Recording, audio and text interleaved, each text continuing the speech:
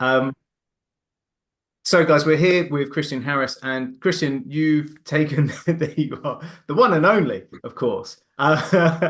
So you've started work with us for a while, but you've just started with your telephone setters, your VAs. How have you got on? What was the project? How have you got on so far?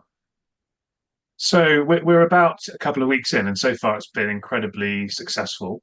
The context was I had somebody full time on the phone here in the UK, and it didn't work out. So I kind of he and I parted ways, and so Richard and I spoke, and he told me about what he was up to. So I was like, right, I'm going to jump all over this. So I took on three appointment setters in one go.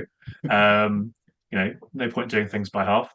Um, but so far, it's working really well. I mean, you might know the numbers better than me, Richard, because I know you're really on top of their numbers because you're tracking them more closely than me. But we're far exceeding the target that I'd set. So I'd set a target of 2 appointments per person per day, and we're far exceeding that, which is fantastic.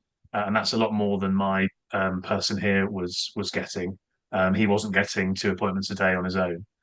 So yeah, I mean, they've been uh, very proactive. They've been working well as a team, both in the three of them, and I think with the wider appointment setter team as well. They've been chasing me up. They've been giving me feedback. They've been very responsive. So yeah, I've been really impressed so far.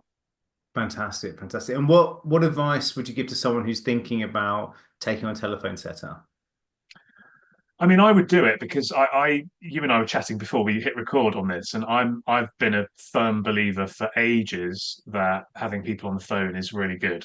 So if you're a service business and you're selling something that's kind of intangible, I think you have to have conversations with people. They're not going to go from, watching a webinar to buying. So I would definitely give it a go. Um, you know, where do you get the data from is one question. Well, I mean, what I've done, just to give you an insight, is I've just literally downloaded my LinkedIn connections, of which I've got a lot to be fair, but I filtered them out. And so the first round of calling was just calling people that I'm connected with on LinkedIn. So they weren't necessarily red hot leads, or they weren't red hot leads, but they sort of at least had a bit of name recognition and stuff. And we've had a huge chunk of appointments out of those. And then we've moved on to people who have attended webinars that I've run that haven't necessarily been like sales webinar, weekly moment style webinar, but they've been, broader webinars. So again, a bit of name recognition, and we're getting good appointments from there as well. So I think if you're kind of creative, there'll be plenty of data you can find, but just yeah, get the data and give it a go, I would say. Lovely. Well, thank you, and here to continued success. Appreciate your time. Cheers. All right.